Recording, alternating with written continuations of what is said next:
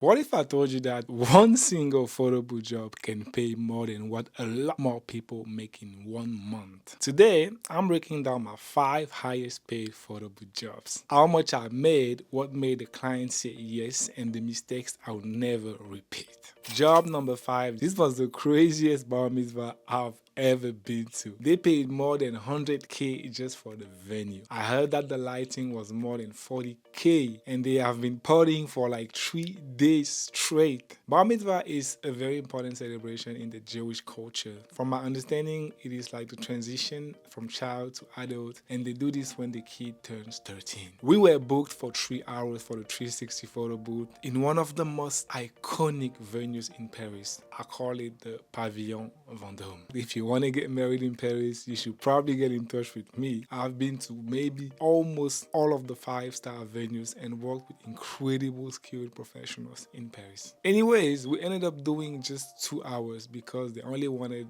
us for the cocktail, but they took like an extra hour just for safety. I love that type of client. What made the client say yes? Probably our previous work. I always send a sample of our work along with the quote so that the client can envision what the result will be. This is a very powerful way to get bookings. You don't want to explain, just show them. And the funniest part is she paid the 30% deposit and was supposed to pay the rest upon arrival. She came to me, I asked her about the money, and she said she left the cash in her jacket in the locker room and she was too lazy to walk like 30 seconds to go get it. She popped the phone and made me 1k USD deposit as if it was like $10. When I saw her husband walking with security and the Ferrari that was parked outside, I knew these people didn't have money issues. So far, I have uploaded more than 20 videos on this channel in less than 2 months, which is just insane. And I think it would be very dishonest of me to just throw numbers around without telling you guys where I came from and everything I've been through to be able to get these kinds of events. I was born in Yaoundé, Cameroon. My childhood was bad and bougie. My dad had a lot of money, but he was beating my mother. And from a very young age, I was already firmly opposed to injustice. By the age of 7, I was protecting my mom and fighting against my dad because every time he got drunk, he would just come home and put hands on her. Eventually, he did what every successful man in Africa does, which is get multiple wives. But he forgot that when your expenses go up, your money should go up as well. And at some point, he couldn't keep up, and life just got harder and harder for all of us, to the point where some days I didn't even have the money to go to school. Fast forward, after I got my degree, my mom decided to send me to France to pursue an engineering career. I was sent to Europe with half of the rent and I had to borrow from France just to get my room. My tuition wasn't paid and I ended up being kicked out of school. Lucky for me, I was a very smart kid. Despite everything that was happening, I had excellent grades. I was like top 5 in a class of 500. So I reached out to other schools offering work study programs, and that's how I left my first school and joined another one where I was paid while studying and my tuition was covered. That gave me the freedom to finally breathe a little, because honestly I was suffocating. Unfortunately, that new school was in the middle of nowhere and I experienced a lot of racism. My manager at work even tried to make me fail so I wouldn't get my diploma. Thank God I graduated in 2018 and moved back to Paris for work. But I quickly realized something. Engineering in France was never going to make me rich. I tried to get into finance, got excellent results, but none of the top 3 finance schools would accept me because to them, my transition didn't make sense.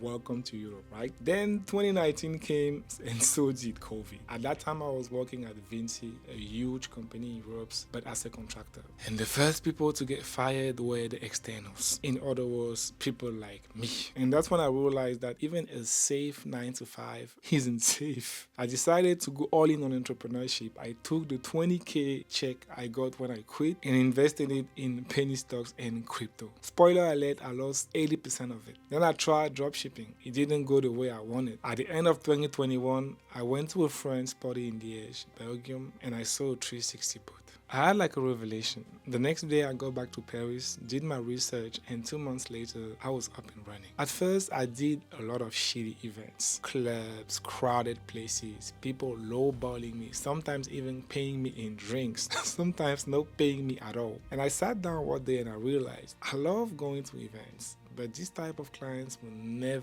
take me anywhere. This was my logo back in the day. Not very high end, I know, but I did some great events with that branding. Still, I knew that my next step was to rethink everything: my branding, my positioning, my image. So I hired a great graphic designer. I invested a ton of money in my new website and marketing materials. I focused on simplicity instead of fancy overlays. I started calling instead of just sending quotes, showing samples instead of just telling, making human connections instead of just chasing checks. Things started clicking, but I was overwhelmed.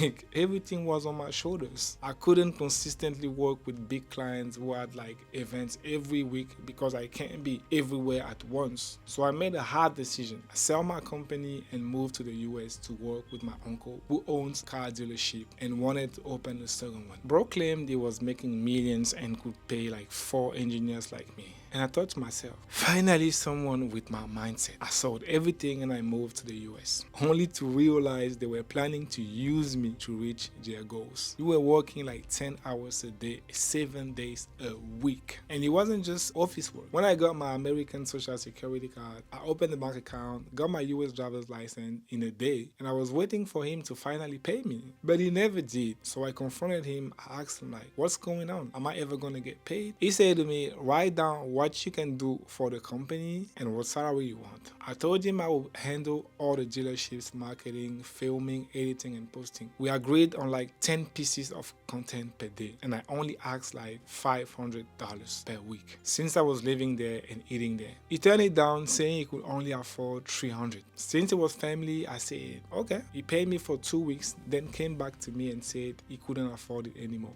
that he could do the job himself. So I just packed my stuff and left the next day. He claims he's a millionaire, but like many Americans, he's trapped in the system. It's like a treadmill that never stops. If you don't run at the speed, you will get burned alive.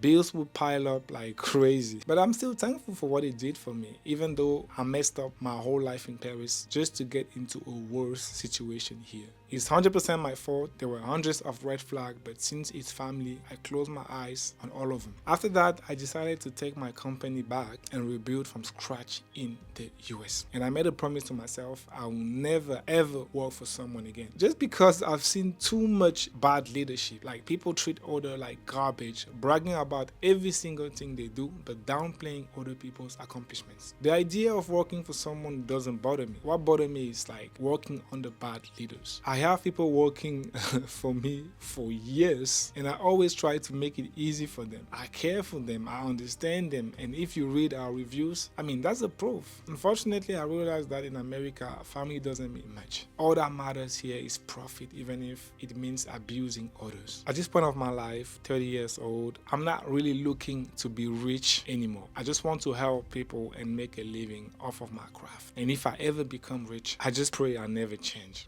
Okay, now we can move to event number 4. This was a wedding at Shangri-La, Paris. We got $1,500 for a 3 hours photo booth gig, and I didn't do anything to get that client. A friend of mine who's a very good DJ, shout out to you, Loic from GL Events. He reached out to me saying his planner, he's looking for a high-end photo booth for an American client, and what we do can be a good fit. I said sure. He put me in contact with Vanessa, the planner, and the rest is history. I googled the hotel and I found out the couple paid close to $500,000 just to be able to host that wedding at Shangri-La Paris. And FYI, the least expensive room in that hotel cost more than $3,000.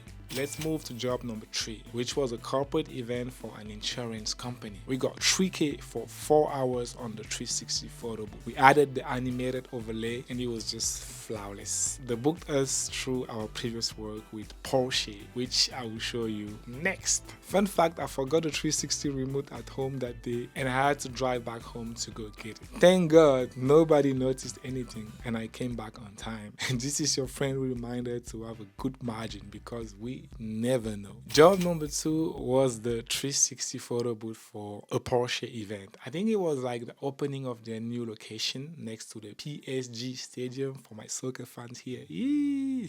We got paid like $3,500 for an 8-hour 360 gig. We had to set up 3 hours early because they wanted cars to be around the 360 and we had the platform completely customized. This is one of those events I will never forget about. We brought in a broken stanchion and sent hand was coming out of that stanchion. The event planner realized it and told us about it. We had to hide it somehow.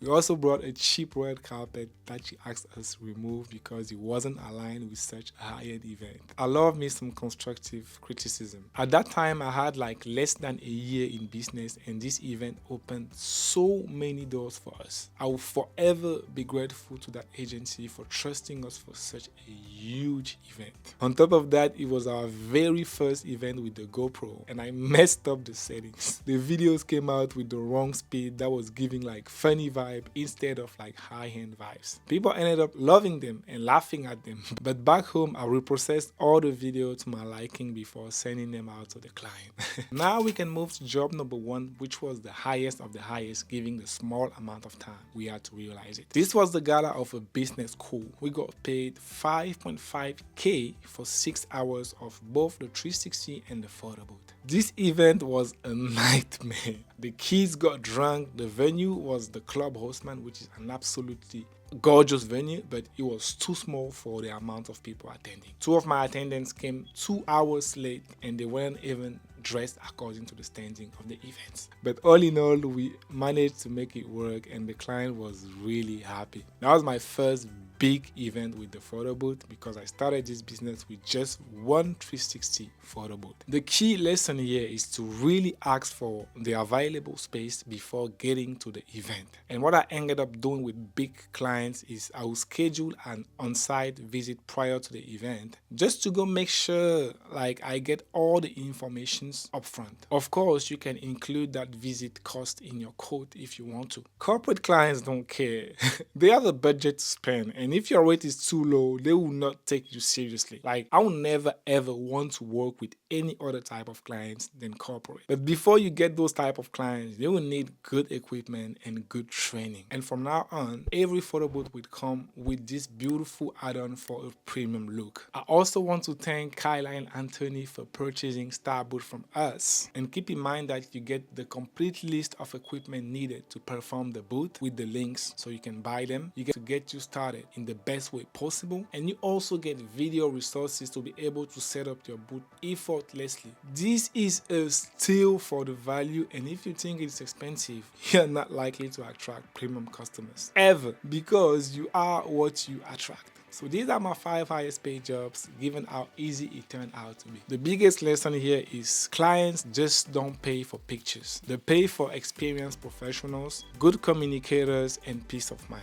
If you want me to break down how I land these clients, drop a comment below. This channel is all about photo booth, and if you enjoyed this video, please smash that like button. Spam me in the comments letting me know where you guys are watching from. I'm currently in Charlotte, North Carolina, and I got huge projects coming up. Follow along if you don't want to get left behind. Also offer one-on-one coaching calls to help you with anything photo booth related. All the links are down in the description, and once again, thank you for watching.